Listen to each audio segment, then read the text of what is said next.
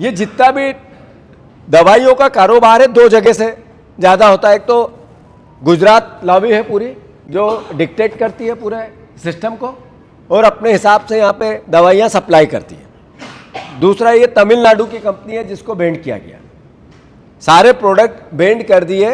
अब यही प्रोडक्ट दूसरे नाम से फिर लॉन्च हो जाएंगे और ऐसा कई बार हो चुका है। तो क्या सरकार ऐसी व्यवस्था को सुधारने का कोई प्रयास करेगी क्या कि आंखों में धूल नहीं झोंकी जाए, गुमराह नहीं किया जाए, मूर्ख नहीं बनाया जाए?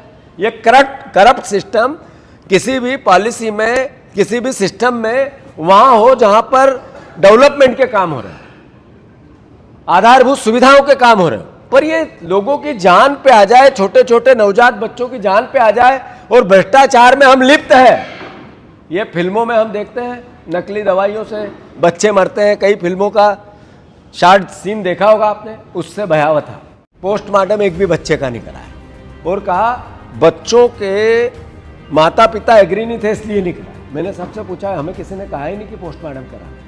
मैंने वीडियो में है वो, आप देखोगे मेरे ट्विटर पे मैं पूछा क्यों पोस्टमार्टम का बोला था क्या, तो सब ने कहा हमें किसी ने नहीं बोला। ये भैया आपके बच्चे का पोस्टमार्टम नहीं हुआ, आपसे पूछा गया था करवाना है कि नहीं?